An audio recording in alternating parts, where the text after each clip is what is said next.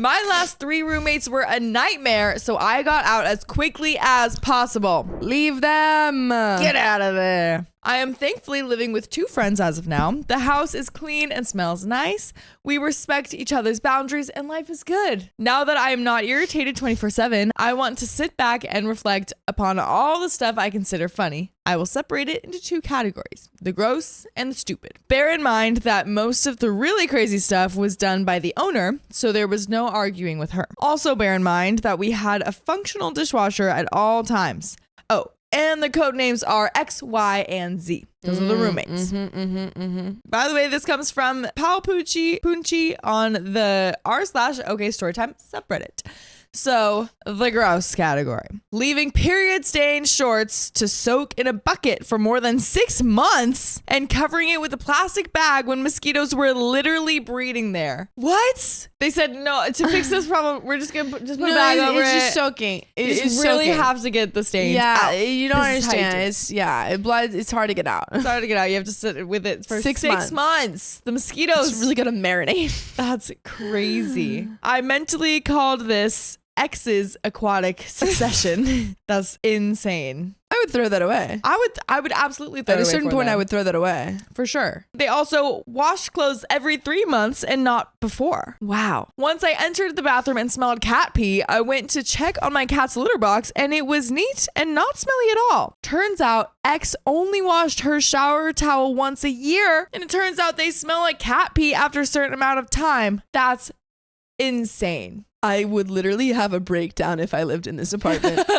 Like, legitimately. Yeah. I would have a breakdown. Yeah. Another point in the gross category was storing unwashed used milk cartons for a school project for weeks, leading to a bug infestation and getting angry when anyone pointed out it was because of the goddamn spoiled milk in the cartons, only to have it instantly clear out the day that she threw them away. Disgusting. It's like actually disgusting. It's a hazard. Yes, that's insane. Another point, living with clogged drains every day because they didn't empty leftovers in the bin. They just threw it with the plate in the sink. I was also the only one removing hair from the bathroom drains. Only God knows how badly clogged they must be now. Wow. There was also permanent larvae on garbage bins because I was virtually the only person taking it out often enough and stopped doing most house chores besides washing my own stuff. Or at some point, they were just fruit flies, I think. Permanent larva? Permanent larva. I didn't know that was a thing. They're paying rent. This is insane. There's also used pads, yes, plural, glued to the side of the bathroom bin. And this was a regular thing, by the way. There were cotton pads full of makeup on the bathroom counter, also a permanent fixture, toddler grade messes, and about an hour to cook a simple chicken breast fillet with plain rice. Another point was the owner said, if Z doesn't clean, then I won't either. And the owner said this proudly before not doing a single house chore except the sporadic and badly executed general cleaning for the next 10 months. Wow. There was absolutely no knowledge about cleaning products at all. This meant a permanently smelly house. There was also no cleaning of the air fryer for months because it was mine, so it somehow was my duty to clean it for them.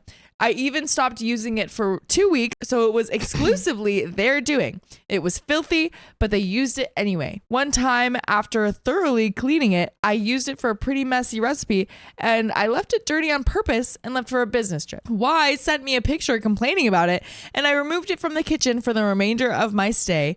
Seeing Y angrily frying stuff on a pan like a simple peasant was priceless. You complain about my air fryer?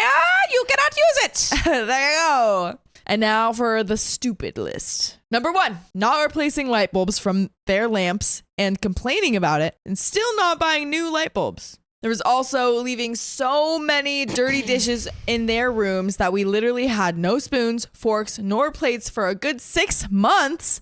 And I had to buy some and store them in my own personal storage. Yes, they used them and didn't clean them anyway. Wow. So they dug into her personal storage and was like, here's this. We need more spoons. Can you just buy some more spoons? We ran out of spoons. We don't know where they went. Another point was not calling home insurance ever. So we drank water with small black dots for a year. And they probably still do. That's insane. But that's also like, I feel like maybe you could have done that part. Yeah, maybe you wouldn't leave that to their own Another point was that there was so much victimization and stupidity, especially from one of them. Oh my God. There was also completely ruining pans and cake molds by putting them in the dishwasher several times and then still cooking with rusty pans. That is really stupid. There were tons of beautiful plants that the owner let die over time, never taking out the pots, so it was a living room with no shelf space because it was full of dead plants. That's really annoying. Now, this one was wild. Picture this. You are frying something on a pan. The range hood is on.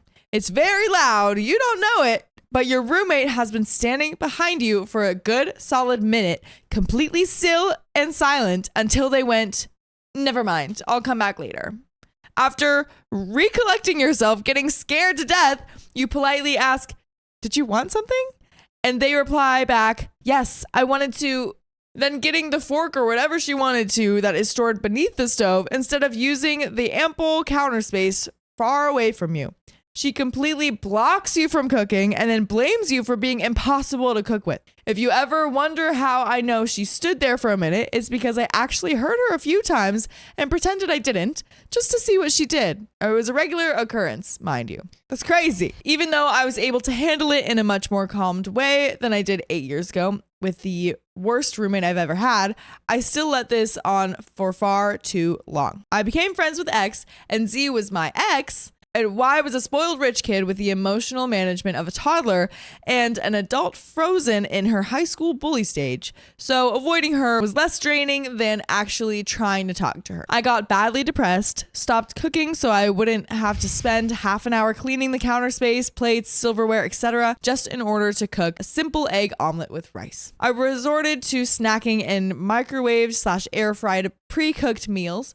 And I didn't realize it at the time because depression fogs your vision, but it was the main reason I was sick so often. Needless to say, my sleep schedule was completely ruined and my energy was virtually non-existent. I just keep remembering, I'm like, you know what? She doesn't end up here.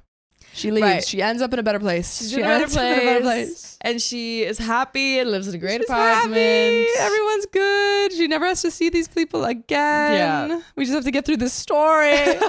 Then one of those days when you get a stroke of lucidity and willpower, you start contacting every single human being you know on the face of the earth and ask about available rooms and when the F you can move in. I had a goal now. Life made sense again. Girl, I truly don't understand how you waited like this.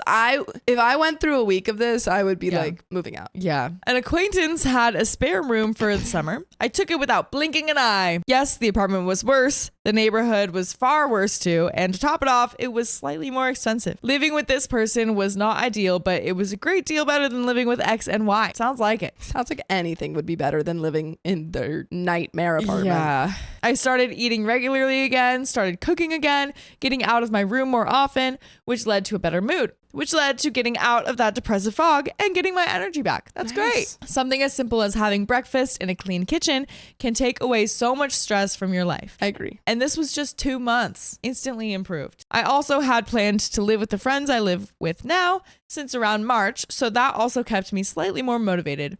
We had to wait for their leases to end, and that's why it didn't happen sooner. But what keeps us motivated is you joining us live every weekday at 3 p.m. PST. Just tap our profile. Tap it. We're looking forward to it. We're looking forward to it so much. So much. Literally, no, just thank God you're out of there. So thankful. Thank God. Yeah. I don't know, report them. I don't know why I turned this into a motivational speech, but I am in such a great apartment living with responsible people that communicate in a civilized way, and I wish all of that for you. Thank you. I know moving is a B. Betting on living with yet another filthy stranger seems terrible, but it turns out for the better sometimes, and it's certainly better than being stuck in a loop with unreasonable people who are basically damaging you mentally and probably emotionally as well.